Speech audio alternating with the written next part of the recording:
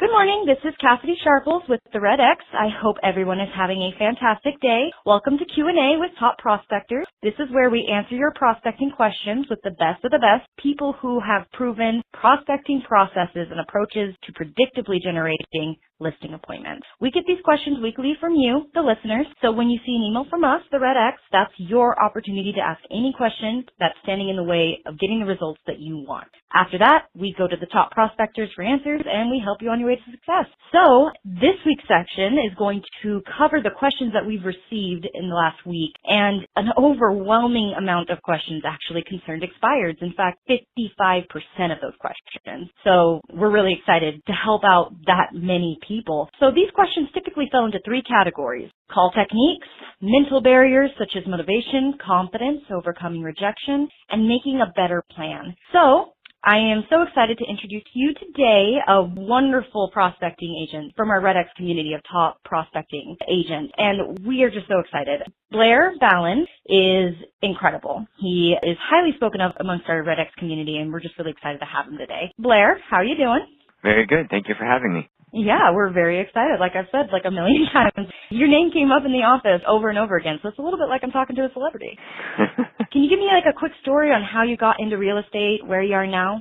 Sure. So I've been in the business about 20 years now and bought my first home probably just before that. And when I bought it, I used a realtor. I was referred to that realtor. I felt that that realtor did a really lousy job, and I was a first-time buyer, and I didn't feel like I was educated throughout the process.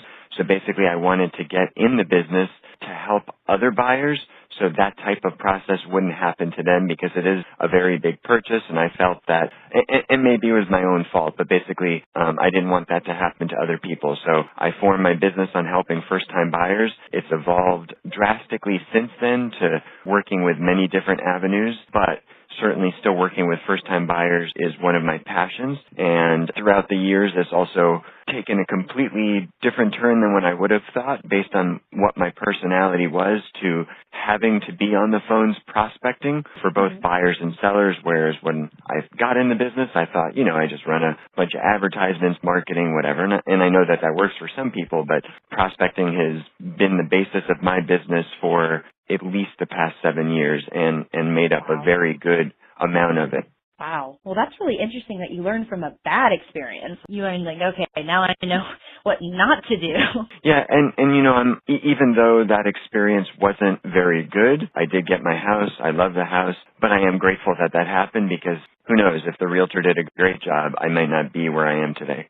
Oh, well, that's really cool. Thank you for sharing that with us. So our first group of questions is going to have to deal with call techniques. So the questions we have for you are: do you have a technique for overcoming the fear associated with calling? How many calls or how long do you prospect every day? And what's the best way to interact with a hostile or irritated seller? So let's start with the first question. Do you have a technique for overcoming the fear associated with calling? I think I'm going to say that this is pretty simple, but it's not, because it does take a lot for someone to change their mindset or attitude. But for me, it was really, I initially didn't like the thought of calling, but I started thinking back to other jobs I had where I was a telemarketer, and I'm not comparing what we do to telemarketing because it's completely different. And then also some door knocking jobs I had, and dealing with rejection, all that kind of stuff. And I realized, okay, so I make the calls, not totally a big deal. Yes, I'll get yelled at. Yes, people won't want to talk to me. Some people will. But what it really came down to was I had no option. When I began my prospecting journey to the degree that, made a difference in my career, I had to do it. There was no other way to get business. So either I live on the street and I'm homeless and I don't eat, or I make calls. And it was that simple. For those that aren't in the same situation, I think, they probably just have to have the mindset that this is what they need to do to increase their business to accomplish their goals. Otherwise, it's just going to be the continued, I know I need to make the calls, but I'll do it tomorrow or the next week or whatever, until you reach that. And I'm not trying to sound negative, but I think until someone reaches that fear point, basically, of, oh my God, I have to do something, what do I need to do? Then that for me was the easiest way, and it led to very, very good and big things. So once it becomes necessary in your mind, like an absolute essential need, you just push through. For me, that was the case, yes. And I mean, not everyone's going to be that way. You know, everyone's in a different financial position or whatever the case may be. For those people that don't have to do it, it is going to be tougher unless they start seeing and hearing the results directly that, hey, this prospecting thing actually works, which it does. I mean, it's time tested for however long that, you know, one of two ways to work in real estate. You either prospect or you market. And prospect is when you reach out to people. Marketing is when you do something to get them to reach out to you. And if you don't have money to market or don't want to market, prospecting is really the best way to do it. And with tools like REDX and all that kind of stuff that have, in my opinion, the best data from all the programs and systems out there, it makes it that much easier. Of course. That's really cool that you figured that out kind of on your own. What advice would you give to people who just don't have that mindset automatically, who need to get into the mindset that this is necessary? Those people, you know, who aren't like you, that did not find that naturally, organically. I don't know that this is the answer that you want to hear or that they want to hear, but I don't know that there is a solution because I run a team and I've had people on the team that I've told them that for them to reach their goals, they can, you know, do marketing, open houses, prospecting. They could see my results of me prospecting and they knew they had to do it, but they never did and they're still not doing it. And there's just nothing that I can do to tell them or advise them or coach them on until they reach the point where they know that they have to do it.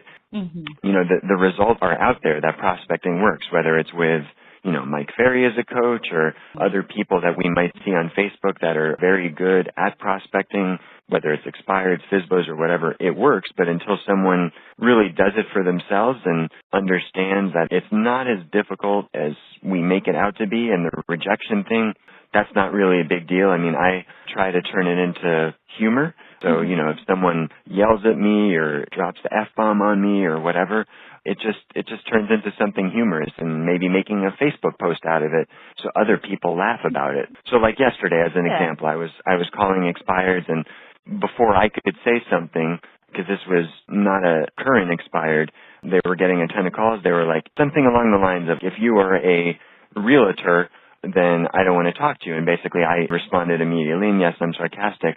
And I said, no, I'm a realtor, not a realtor. And you know, the conversation didn't go anywhere. He hung up on me anyway. But, okay, it was humorous to me. So maybe I internalize it more and whatever, but it didn't matter. And it takes time for some people to deal with, you know, that's not like a mean response or whatever, but like, who cares? We can't expect to please everyone. If we call 100 people, we're certainly not going to reach 100 people, and we're certainly not going to get 100 people to say yes.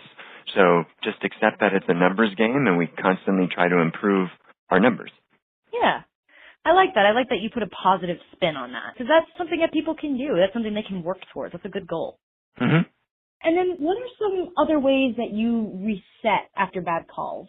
Like other than internalizing it and making it positive or humorous? I would say, like, if it's a specific call, I just do my best to keep moving on. If I need to take a break, listen to some music or whatever, and then get back to calling later in the day, then, you know, that might be a way. If it's after a time period of calling, like a day or two or whatever, just taking a break. I mean, there's no question that prospecting is hard work because, you know, you're there doing something that is hard because for many different reasons, but many people don't like doing it because it is hard work, and sometimes hard work is what we need to do to get to where we want. But just taking a break from it, you know, there's nothing wrong with calling for a couple days, and regardless if the outcomes were good or bad, just taking some time off to make sure that you refresh, because you can get burnt out from it, whether just because of the efforts put into it or the objections and stuff that you're hearing. Yeah. Yeah, that's a good point. It's good to reset and just kind of mentally start over in whatever way you need to. So you said that you like to listen to music,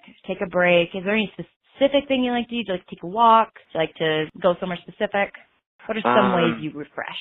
For me, it would be, you know, a little bit louder music. So a couple years ago, I created a vision video. It has my favorite song in there, which is Eye of the Tiger.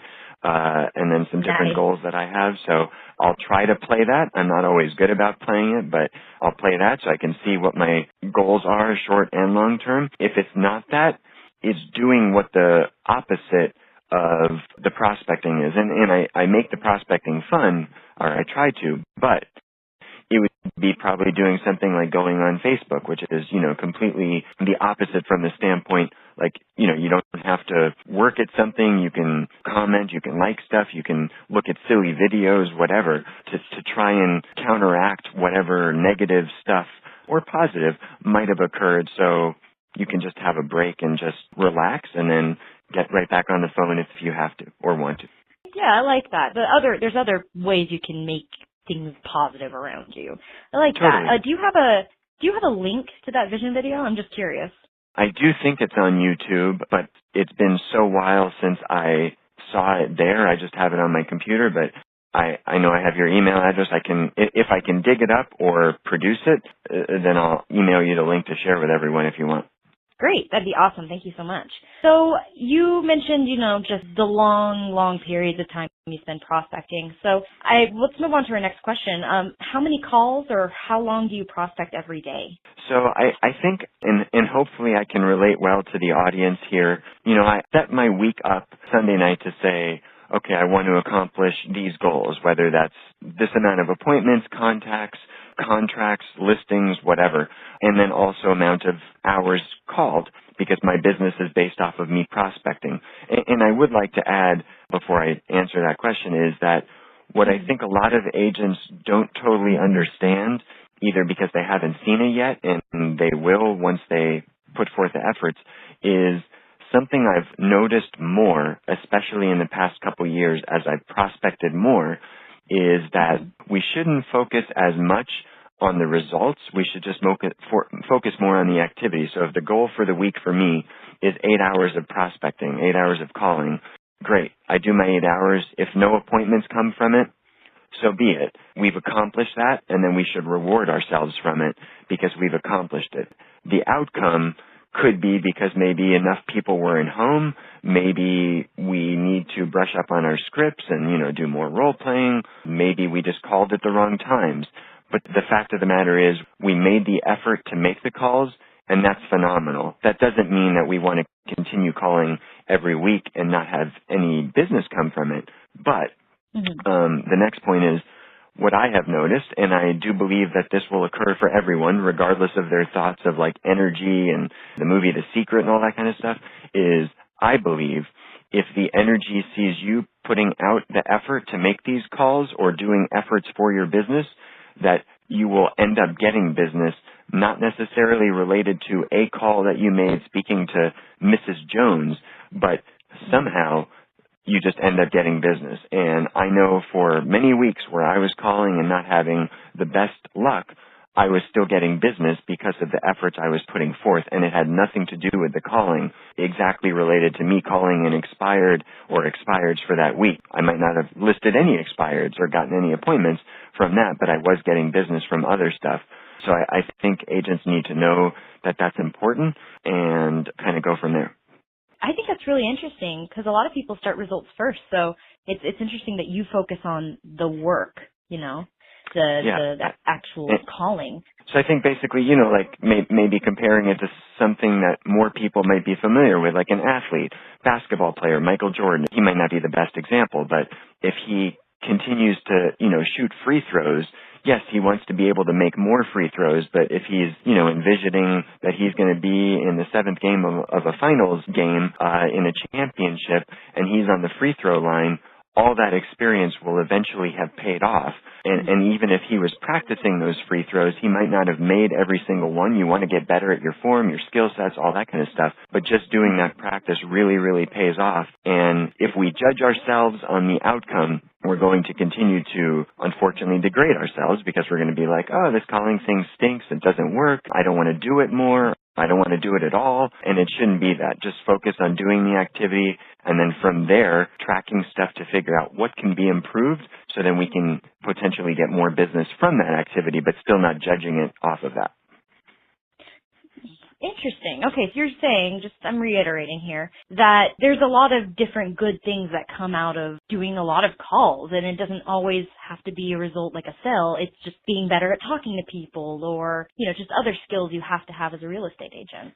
Totally, and it shouldn't be, like I'm going to make 2 hours of calls today, and if I don't get any appointments, then I'm not going to do it ever again. Like that's just sort of silly because that will happen. And maybe again, you called at the wrong time. Maybe you have bad data. Maybe you have whatever. Maybe it's a holiday. Who knows? Or graduation day for high school, and all the parents are out, and you can't reach anyone. So the important thing is just to do the activity. And one of the things that's allowed me to be more successful with prospecting is the consistency. And, like you could probably have me on a stage with someone else prospecting, and their scripts and their dialogues and objection handlers are probably better than me. But if you look at my consistency, which it's not always there, it's probably a little bit more consistent than some agents. And that's one of the things that's allowed me to do the things that I've done and accomplish the goals that I've had. Cool. Well, thank you so much for sharing that. So what do you feel like, you were talking about consistency. So do you have a specific time you start every morning to prospect expireds? I'm pretty much across the board because I think, so I'm in the Phoenix market, and I know there's plenty of other markets in the country that are like this. We have a population of, let's just say, about 5 million. We have maybe, I haven't looked at the most recent numbers, but maybe between 400 to 500 expireds a month in our general area. And we have about 40,000 agents. And then we have a bunch of brokerages and teams and companies that have hired ISAs to call expireds in our market too. Understanding that not all those 40,000 agents are calling, but there are a lot of calls being made to these expireds. So it's tough in any market. There can be justification that if the price range is higher, that there's less expireds, and even if there's 5 agents calling, there's still competition for that. Whereas, in my market, if there's 100 agents calling, that's what it is, and that's what we have to deal with. And I'm not necessarily concerned about how many people call, but I don't necessarily like to just say, I'm going to call from 8 to 9 a.m. every weekday because stuff just pops up. And I think it's more about saying, I want to make these 8 hours, or I will be making these 8 hours of calls for the week, which that's usually my goal. And if it's Monday at 8 to 9, then I'm going to make that hour of calls. And if no one's picking up, then probably no one's going to pick up from 9 to 10. So I have to figure out a different time during the day. But again, if no one's picked up during those 2 hours, I'm still going to reward myself for having made those calls and sticking to my goal. And then maybe Wednesday night, call from 6 to 8 p.m. So it's not necessarily a set routine. I don't totally buy into the, we have to call from a set time first thing in the morning, so we just get it done. If we're just doing something to get it done, I don't think the results are going to be as good as they could be. I'm more about figure out what works with our schedule that we're comfortable with to do this activity so we can get as much business from it as possible and help as many people as possible. I have a really interesting perspective, a good way of looking at it. You keep saying reward yourself. How do you reward yourself? So my wife and my daughter and I, we like to eat out. So I'm not going to suggest that we eat out every day after I make my calls, but at the end of the week, if I've accomplished something, we'll try to treat ourselves to an additional meal or dinner or something like that to a place that we probably normally don't go to. So instead of going to a Chipotle, maybe go to something that's a little bit pricier, but I don't mean to make it sound like we're going to a $300 meal. It's just not necessarily like a Chipotle or whatever. So we can enjoy it a little bit more. I put forth the work and I think I deserve it. My family deserves it because they are putting up with me not always being available. So that's sort of the reward. That's awesome. That's really cool. I like to eat out as well, so that's for me. That's my reward as well. Totally. One other thing is, so I actually, and I'm different, just period, and wired differently. I get very worked up by calls in a good way. And I'm a very competitive person. So for me, if my business is, on the uptrend or downtrend, it doesn't really matter. And I know I need to make calls and I've been setting appointments, then logic would probably tell me I should make more calls. So it becomes a challenge for me, or a task, I should say, that, okay, Saturday morning, I don't really have anything planned. Let me go hit the phones because Saturdays have been good for me. Other agents probably aren't calling as much, has been my experience. And because it's the weekend, it's early. So if I'm on the phone by 8 a.m. Saturday morning, I'm probably less likely to deal with the objection, or response that you're the 100th agent to call, which again, I don't let that defeat me. I'm just saying it's the less we have to handle, the better. So going back to the scheduling question or weekly calendar type stuff, I will try to add in a weekend session because less agents are calling, more people are probably home, more people are probably likely to answer, and it gives me something else to work off of. And I personally, and maybe I'm a dork, but I personally get a natural high from saying, I made 50 calls or however many calls, set these many appointments, or had this many contacts. It continues to be a challenge with me and continues to be a challenge to get someone on the phone, get someone to appreciate the service I can deliver, and then potentially get the appointment, and then potentially get a contract or a deal or whatever. So for me, adding in different times throughout the week, different days, is something I always try to do because I get a high from it, and a natural high that, I'm more excited about life because I got someone on the phone and I was able to convince them, I was able to show them how valuable I can be in their real estate transaction. Cool, very cool. You can inspire yourself like that and just keep moving forward. So how do you know how many calls to make or appointments to set? How do you make those goals? So at the beginning of the year, or I should say prior to the beginning of the year, I have an annual goal, and then I try to break that down to quarterly goals and then monthly goals and then weekly goals. And it's as simple as just saying I'm going to have 4 appointments this week, get 1 contract and 1 listing, and that kind of stuff. And it's figured off of what my annual goal is so I can accomplish that. And without that annual goal, which is sort of like the roadmap, we don't know where we're going. So if you don't know where you're going, you're not going to be able to get there. Now, I'm also, I'm a super technical person from the standpoint, figuring out, let's say my goal for this year, it's not, but let's just say it was to sell 5 homes or 12 homes, one deal a month. That's obviously 1 deal a month. How many appointments do I have to get that deal, closing contracts, all that kind of stuff? I don't think we need to get super technical each week to say, if I put more than my appointment should be, that doesn't lead to my goal. Just put something down, do your best to do it on a weekly basis, and then come up with a number. It should be in alignment, but if it's not, you don't have to spend hours in saying, well, these are too many appointments, and that's not going to lead to my goal. It's nothing can be wrong with too many appointments, so just go with what you get. Yeah, and then there's that competitive element you talked about. You turn prospecting into a game by defining what winning looks like. Absolutely, yeah. Awesome. Okay, well, I actually have a question for you because you keep saying that you're very competitive and you like to do things differently. You're wired a little bit differently. How do you start a call without sounding like every other single agent this person's talking to, especially with expired leads? Sure. I think the answer is I don't know that there really is a way.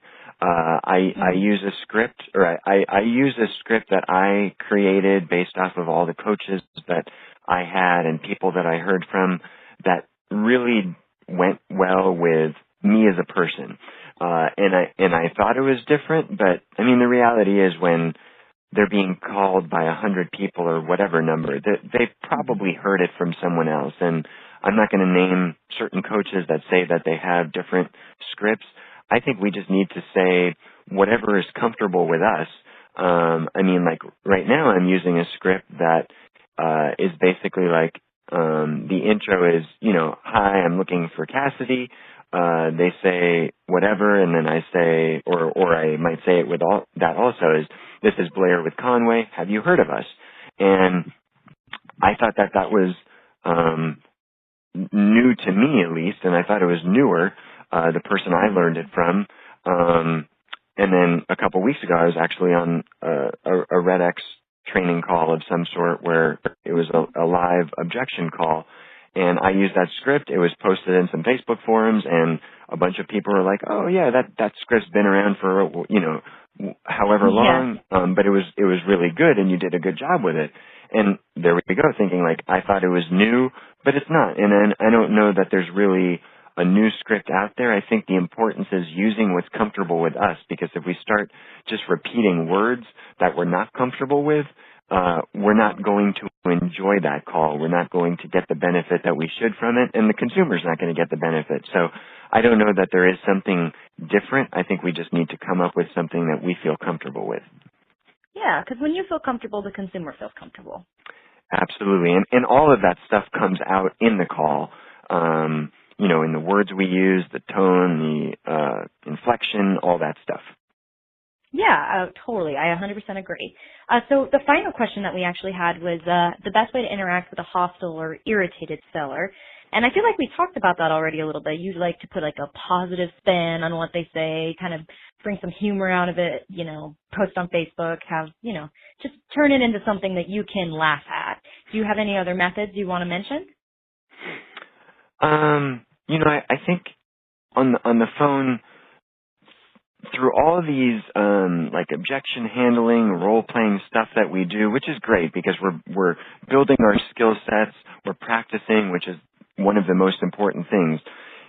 In my opinion, the reality is with me, and maybe it is different for everyone else, but if we get a hostile seller on the phone, it's generally speaking hard to get them to see differently.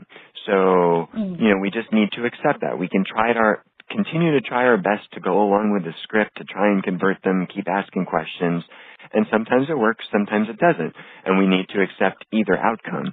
But as another example, I called someone yesterday, and they said something along the lines of, like, I'm on the do not call list, you shouldn't be calling me.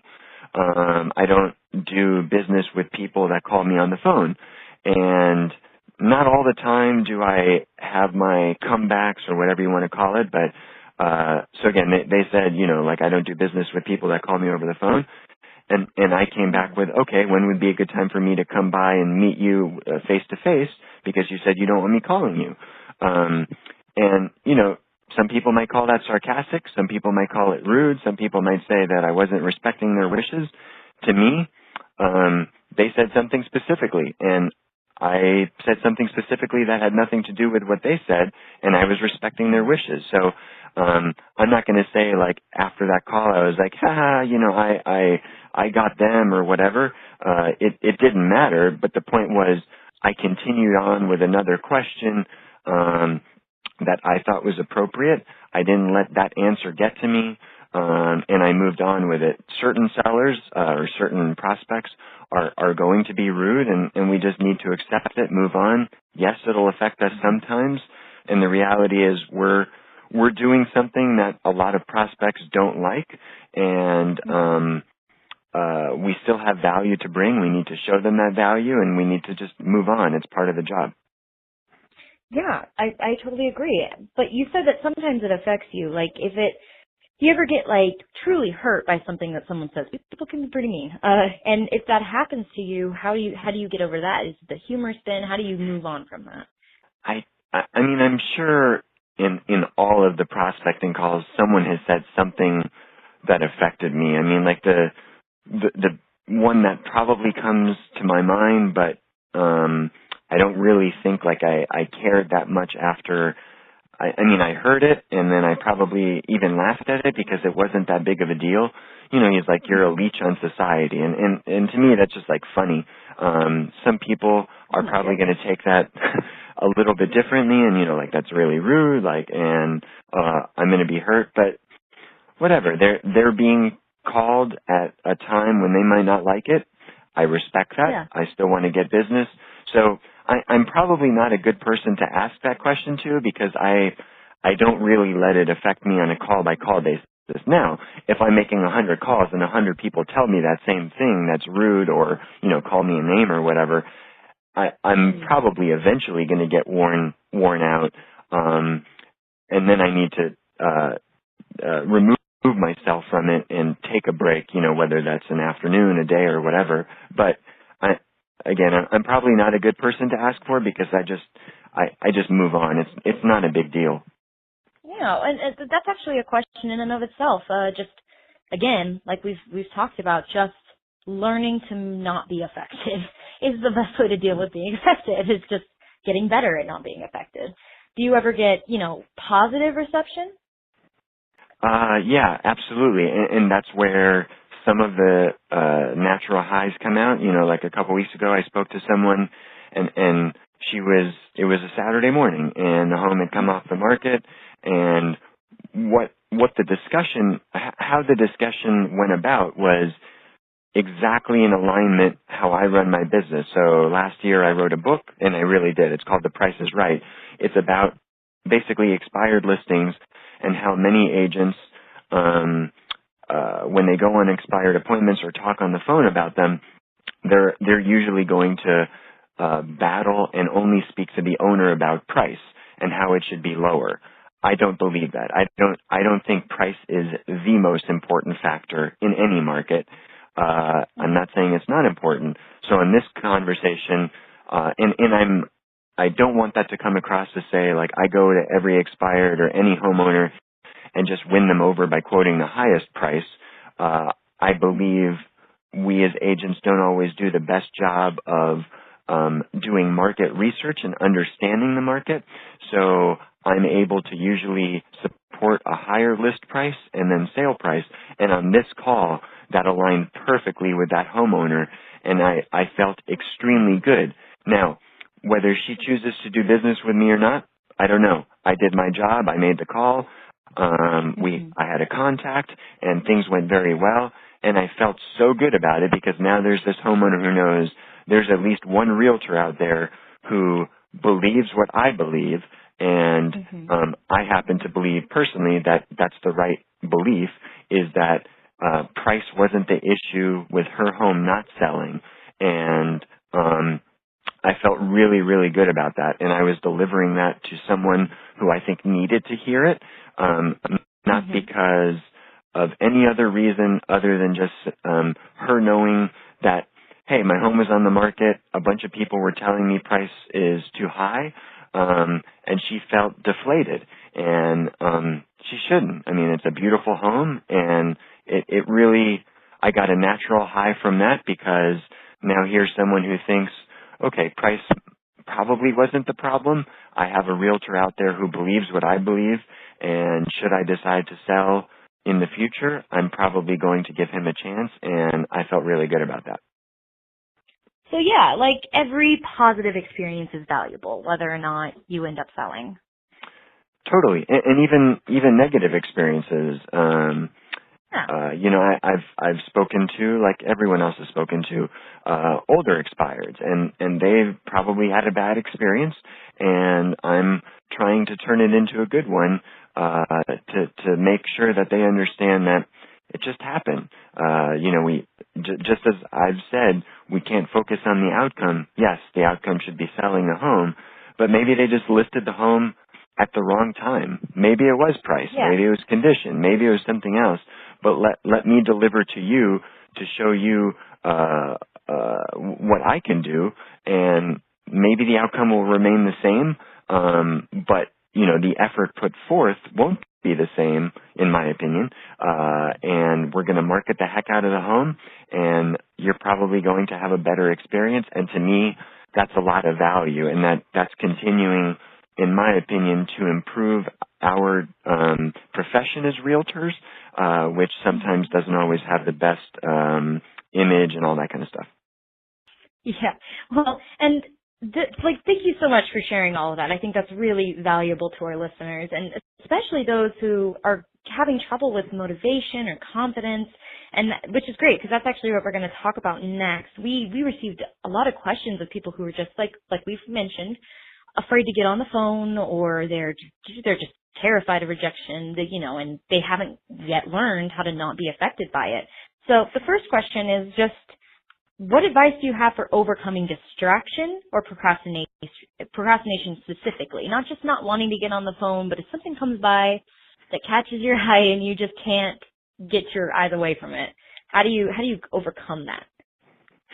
So I think two answers to that. The first would be is we focus on our goal, and if the goal is making 2 hours of calls, then that's the goal. And I'm not a subscriber to the belief that, like put my phone away, put all distractions away. We're realtors. We're dealing with, in my opinion, in the entire United States. I don't know about other countries, but probably a seller's market to most degree.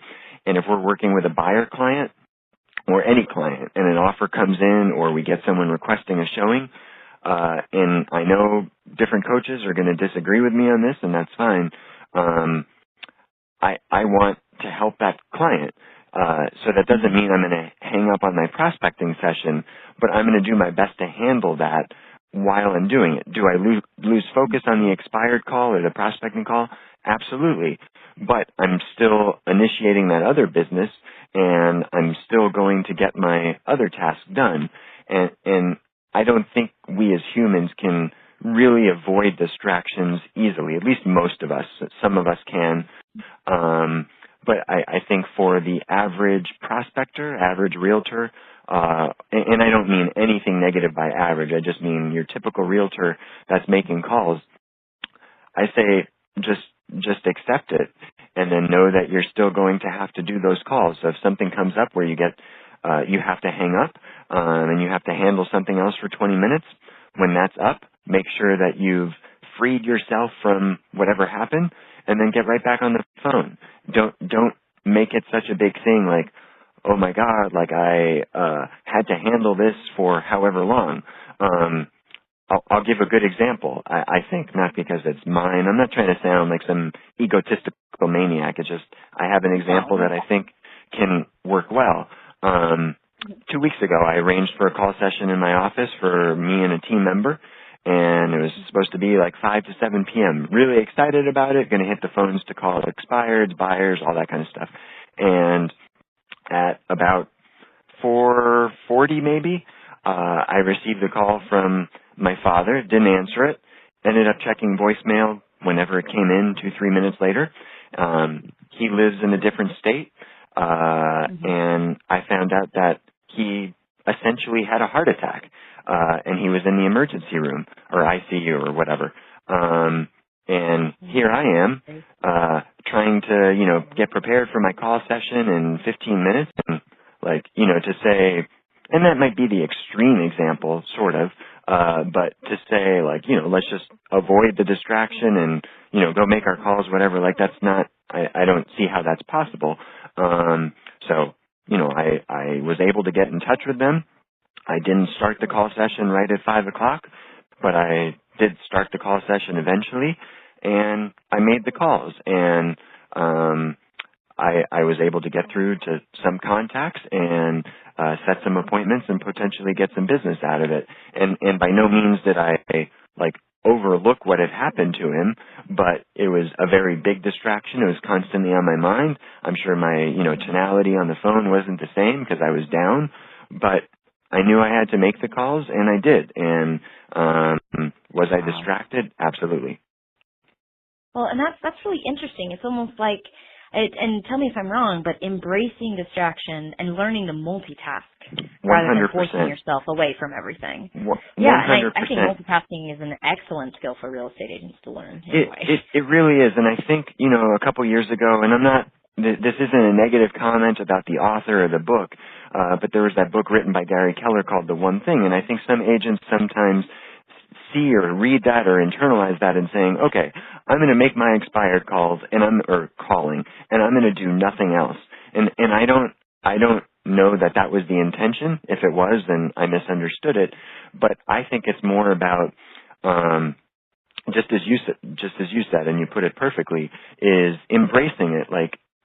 Now when you're making your calls, when someone picks up, you have to be focused on that conversation and your dialogue and all that stuff.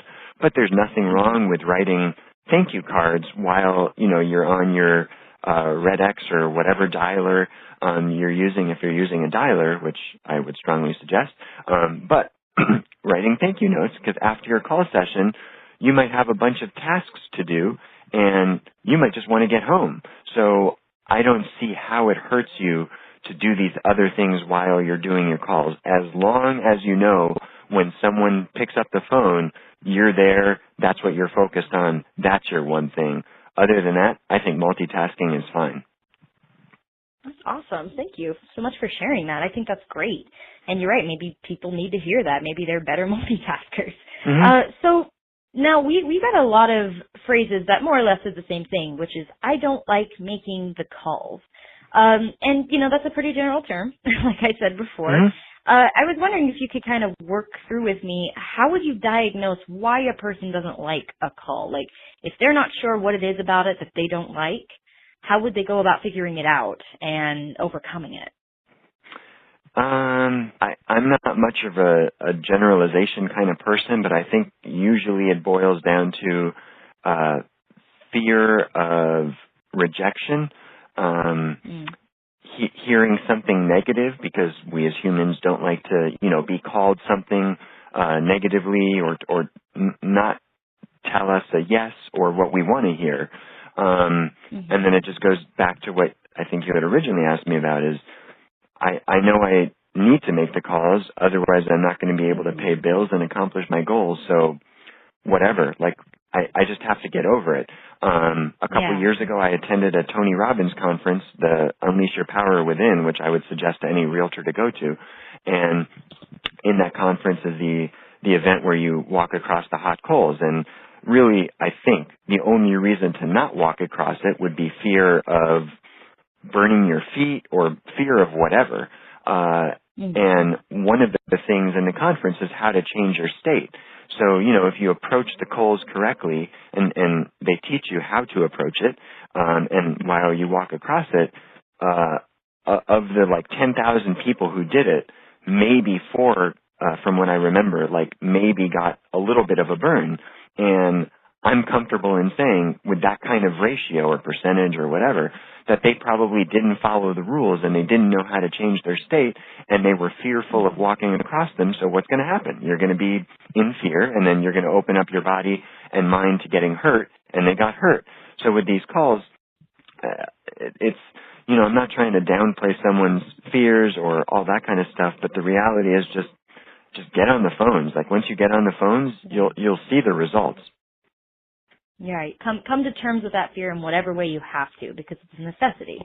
Absolutely. So I guess our final section here is just about making a better plan, acknowledging what is not right with your routine and what needs to be fixed. So a lot of people said that they weren't getting the results that they wanted.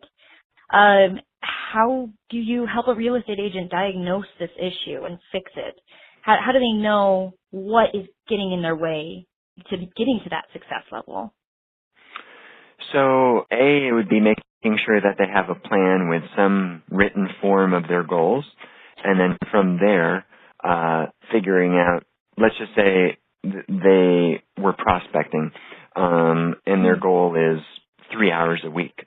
So they make their calls, figuring out when they called, who they're calling, making sure that they've tracked everything. So let's say today they make 100 calls and they reach no one.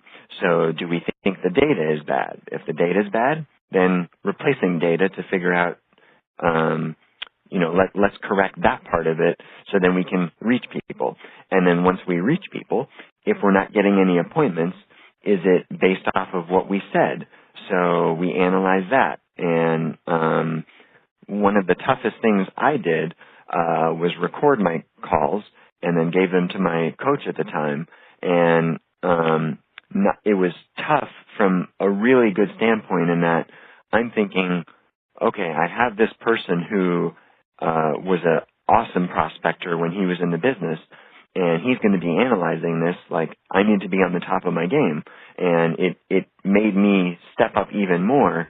So yes, that isn't how all calls normally go, but he was able to tell, okay, from your hour of calling, you spoke to this many people, this is what you said, this is what you could have said. And my initial reaction when the calls were over, the recording was over, is like, I suck, all my objection handlers were awful. I give it to him, and I don't think he was just appeasing me. He really felt it was pretty good. There was room for improvement.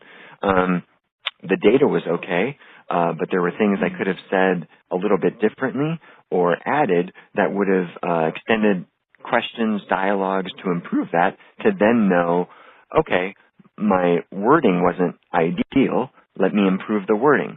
So, we just have to take it step by step, figuring out, A, is the data good? If it's good, is what we're saying good? Did we call it a good time?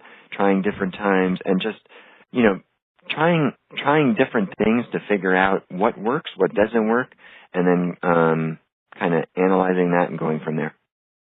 Yeah, like attaining a certain level of self-awareness so that you can both reward yourself, but also critique yourself in a way that's positive. Absolutely. Great, thank you. So how do you know, I guess this is how I would like to phrase it, how do you know that data is good? Like, how are you going through and you're like, yeah, this is just the standard stuff, or how do you know if this is not good, this is not a good batch?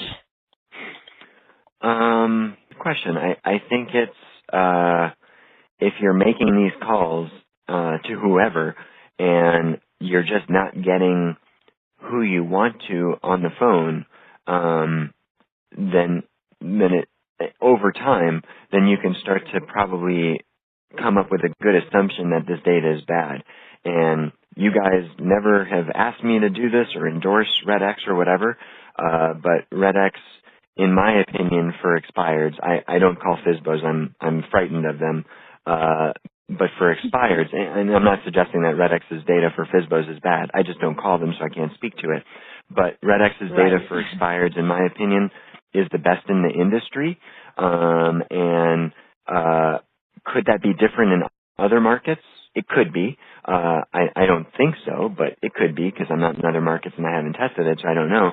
But I mean, there's been plenty of times where I was with competitors here, the data was awesome, and then there came a point where I just wasn't reaching people more, or like I used to, and it had nothing to do with calling times. The data just went bad, and that happens with all, I believe it happens with all providers. Everything is cyclical, and we need to keep analyzing it, tracking, and then understanding there might come a point where we need to change providers or just add a supplement, and continuing to analyze that stuff to making sure that we're getting the best return while continuing to accomplish what our goals are. So in other words, if our goal for the week is 8 hours of calling and we make those 8 hours, great, but if we've literally reached no one, or spoken to people that have nothing to do with the house, there's probably a problem with the data. Let's change it. Let's figure out what the problem was. If it's data, change it,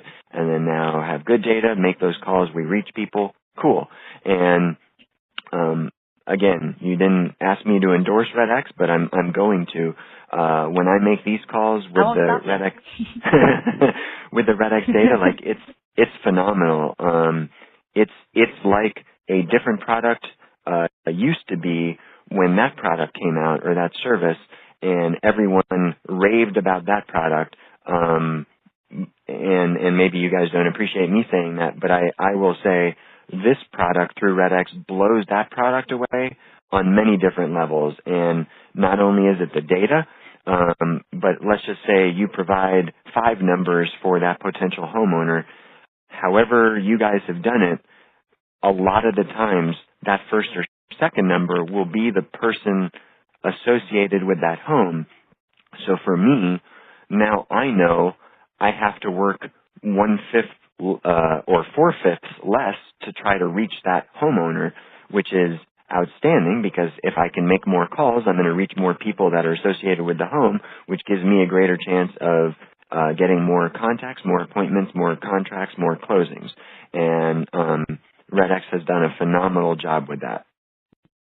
Well, thank you so much. I like I said, not going to stop you. Feels good. I'm always happy to hear it.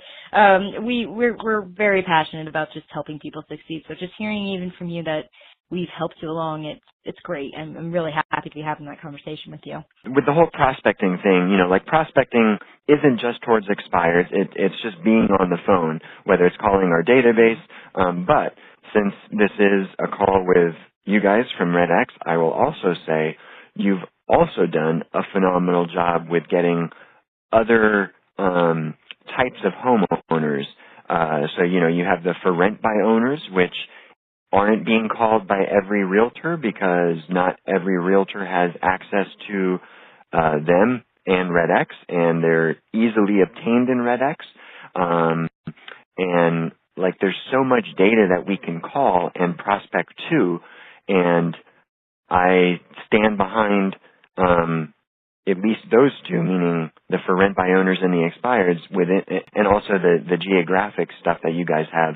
Those numbers are phenomenal. So it gives agents a really good source to call from, figuring out who they want to call. If they're fearful of calling expireds because that expired had, in theory, had a bad experience with the previous realtor, don't call the expired. If that's, if that's what you think isn't your game, then pick up the phone and call your area. If that's the area around your house and your guys' data is really good for those three different things, there's not really an objection that can be had from you calling a home around your home to see if they might want to sell in the future, other than that person saying no. Like, it's very rare that you circle prospect and someone's like, they drop the F-bomb on you, because they're not being inundated with calls like maybe expired. So going back to some of your previous questions about fear or resistance to calling, maybe find someone else to call, a different list to call. And again, REDX has really good data for that. Oh, thank you so much. We really appreciate hearing that. Like I said, this is what we're passionate about, and we're just happy to help the community. So I have one final question for you, before we end the call, and that is, what is the one thing you attribute your success to? So one word would be consistency, and then the other would be, consistency is the biggest thing, and when I'm not consistent with calling, then my business suffers. The other is just accomplishing the task. If the task is making calls, it's basically just consistency. I can try to, come up with other words, other things, but I think it's just consistency. If I don't make the calls, my business will not get the results that I'm seeking. If I make the calls, something will happen. And all of that comes down to consistency. And it's not the words I'm using on the phone, because really, if you were to listen to a call, maybe not you specifically, but you might think there's nothing really that he said there that's that great. Maybe because I've done it for a while. I know how to have different responses at different times. That comes with experience and stuff, but that's not necessarily going to get me a lot more appointments. It's just me doing it over and over and over and over and over that will. Resilience. Yeah. Yeah. No, I 100% agree. And if anything, it's just seeing your success is inspiration to be consistent, to get to the point that you are. Yeah, I have lofty goals and I want to reach them, and prospecting is the way to do it. There's no other way. I'm not a type of realtor that likes to, and I have nothing against this, I'm not the type of realtor that can walk into a networking group and start to, talk to random people. I don't work that way. I don't have a very big database. Calling to me is the only way that I can accomplish my goals. So the more I do of it, the better off I'll be.